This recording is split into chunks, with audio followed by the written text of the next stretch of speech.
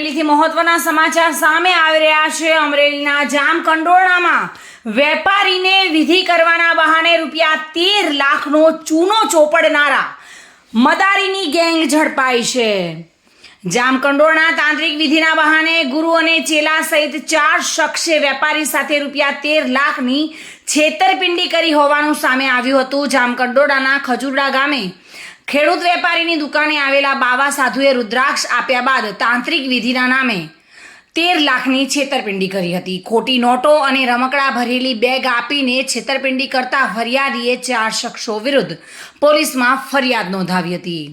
જોકે પોલીસે આરોપી સામે આઈપીસી કલમ 406, 420, 508 અને 114 મુજબ ગુનો નોંધી વધુની કાર્યવાહી હાથ ધરી છે। મદારી ગેંગના 4 સભ્યોને ₹6,19,000ના મુદ્દામાલ સાથે પોલીસે ઝડપી લીધા છે। પોલીસ તપાસ કરતા આ કૃત્ય મદારી ગેંગ સભ્યોએ આચર્યાની માહિતીના આધારે જાલમનાથ રાજુનાથ પઢિયાર, જોગનાથ રાજુનાથ પઢિયાર, પ્રકાશનાથ ઝવેરનાથ પઢિયાર અને ઝવેરનાથ રાજુનાથ પઢિયારને ઝડપી પડાયા છે। આ 4 શખ્સો મદારી ગેંગના સભ્યો છે। પોલીસે આ 4 આરોપીઓ પાસેથી ₹4,60,000ની રોકડ રકમ અને 7 મોબાઈલ ફોન અને એક 4 વ્હીલ કાર સહિત ₹6,19,500નો મુદ્દામાલ કબજે કર્યો છે।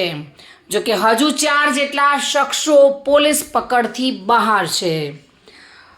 પોલીસે આ ગુનો નોંધી વધુ તપાસ હાથ ધરી છે। વિમલ સોંદરવા સાથે bureau report, today Gujarati news.